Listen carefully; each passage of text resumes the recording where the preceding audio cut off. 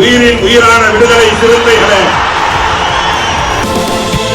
சாதி ஒழிப்பை சமூக விடுதலை என தமிழகத்தில் களமாடி வரும் விடுதலை சிறுத்தைகள் கட்சியினர் தமிழர்களின் உரிமைகளுக்காகவும் ஒடுக்கப்பட்டோரின் விடுதலைக்காகவும் போராடி வருகின்றனர். இன்றைய களத்தில் சிறுத்தைகள் நிகழ்ச்சியில் கட்சி தலைவரும் எழுத்து தமிழரின் நிகழ்ச்சிகள் மட்டுமின்றி எழுத்து தமிழரின் ஆணைக்கு இணங்க களத்தில் சிறுத்தைகள் பங்கேற்ற நிகழ்ச்சிகள் அனைத்தையும் இப்போது பார்க்கலாம்.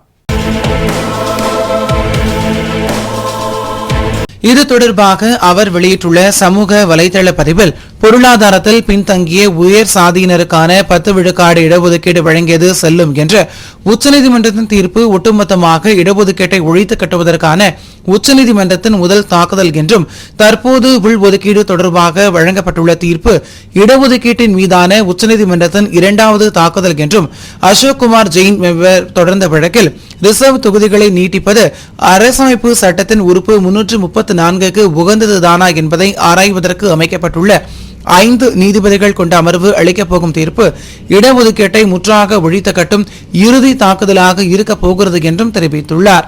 புரட்சியாளர் அம்பேத்கர் பெற்றுத்தந்த இடஒதுக்கீட்டை ஒழிப்பதற்கான பாஜகவின் திட்டத்தை முறியடிக்க புரட்சியாளர் வகுத்து தந்த பாதையில் தலைவர் எழுச்சி தமிழர் தலைமையில் விடுதலை சிறுத்தைகள் கட்சி போராடும் என்றும், பொருளாதாரத்தில் பின்தங்கிய உயர் சாதியினருக்கான இடஒதுக்கீட்டை எதிர்த்து உச்சநீதிமன்றத்தில் விசிக வழக்கு நடத்தியது என்றும், இப்போது உள்ஒதுக்கீடு தீர்ப்பை எதிர்த்தும் சீராய்வு மனு தாக்கல் செய்துள்ளது என்றும், விசிகாவின் போராட்டம் இடஒதுக்கீட்டை பாதுகாப்பதற்கானது என்றும், இடஒதுக்கீட்டையே ஒழிக்க முயற்சிப்பவர்களின் தூண்டுதலில் விசிகாவை எதிரியாக கட்டமைத்து அவதூறு செய்பவர்கள் ஒன்றை புரிந்து கொள்ள வேண்டும் என்றும், விசிகாவின் போராட்டம் உங்களுடைய இடஒதுக்கீட்டை பாதுகாப்பதற்கானதான் என்றும் விடுதலை சிறுத்தைகள் கட்சியின் பொது செயலாளரும் விழுப்புரம் நாடாளுமன்ற உறுப்பினருமான துரை ரவிக்குமார் தெரிவித்துள்ளார்.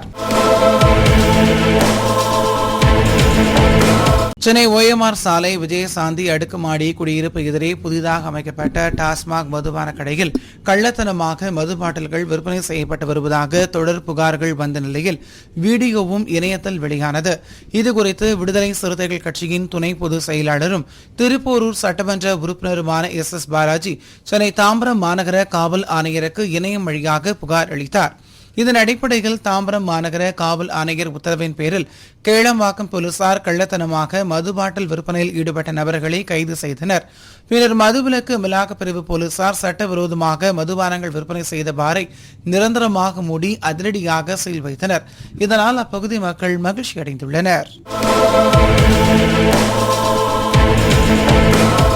கடலூர் மாவட்டம் நெய்வேலி சட்டமன்ற தொகுதி ஆயிப்பேட்டை கிராமத்தில் கடந்த சில நாட்களுக்கு முன்பு சாதி கலவரம் ஏற்பட்டது. இதனால் இந்த கிராமத்தை சேர்ந்த பொதுமக்கள் கடுமையாக பாதிக்கப்பட்டு மன உளைச்சலில் இருந்தனர். இந்நிலையில் இந்த கிராமத்துக்கு சென்ற கடலூர் மாநகராட்சி துணை மேயர் வழக்கறிஞர் தாமரை செல்வன் மக்களை சந்தித்து அவர்களுக்கு ஆறுதல் கூறினார்.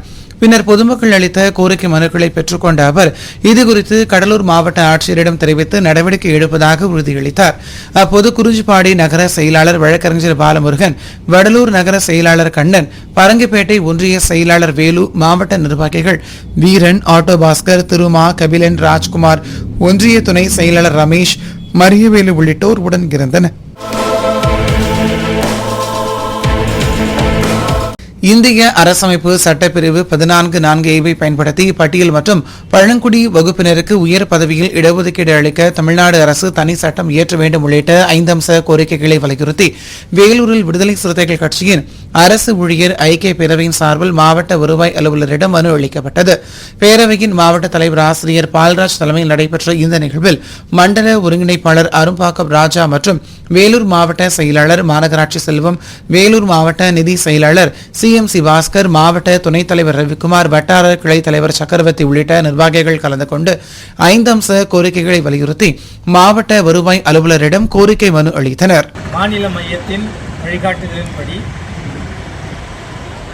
வேலூர் மாவட்ட அரசு ஊழியர் ஐக்கிய பேரவையின் சார்பில் வேலூர் மாவட்ட ஆட்சியரை சந்தித்து கோரிக்கை மனு வழங்கினோம்.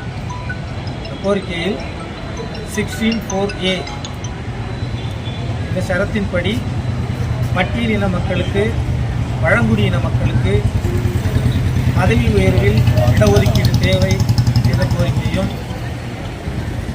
பின்னடைவு காலி பணியிடங்களை நிரப்பிட வேண்டும் என்ற கோரிக்கையும், அவுட்சோர்சிங் முறையை ரத்து செய்ய வேண்டும் என்ற கோரிக்கையும், இறுதியாக மாநில மையத்திற்கு சென்னையில் ஒரு அமைவிடமும் அங்கீகாரமும் வழங்குமாறு தமிழ்நாடு முதலமைச்சர் திரு மு.க. ஸ்டாலின் அவர்களுக்கு வேலூர் மாவட்ட பேரவையின் சார்பில் கோரிக்கை மனுவினை அளித்து வந்திருக்கிறோம்.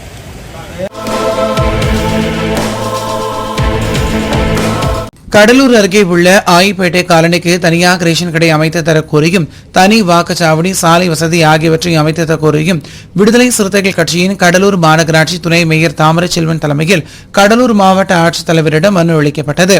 அப்போது மாவட்ட துணை செயலாளர் செல்பவனி, ராயப்பேட்டை முகாம் செயலாளர் பெருமாள், மரியப்பிள்ளை, தட்சிணாமூர்த்தி, தர்மலிங்கம், கண்ணன், பிரகாஷ், ராஜே, காமராஜ் உள்ளிட்டோர் உடனிருந்தனர். ஆயிப்பேட்டை காலனி சேர்ந்த நம்முடைய மக்கள் தலைவர் எழுச்சி தமிழர் அவர்களின் பாடலை போட்டு அவர்கள் கிராமத்திற்குள், அவர் காலனிக்குள் அவர்கள் நடனமாடியுள்ளார்கள்.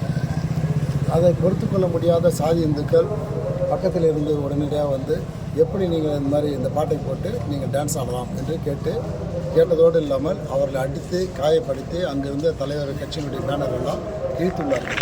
இதனை கேள்விப்பட்டு உடனடியாக நம்முடைய விடுதலை சிறுத்தைகள் கட்சியினுடைய நிர்வாகிகள் உடனடியாக அங்கே திரண்டு அவர்களுக்கு ஆதரவாக உடனடியாக களத்தில் இறங்கினார்கள். அந்த மக்கள் தற்போது அந்த கிராமத்தில் தொடர்ந்து பிரச்சனைகள் வருவதால் அவர்களுக்கென்று தனி ரேஷன் கடை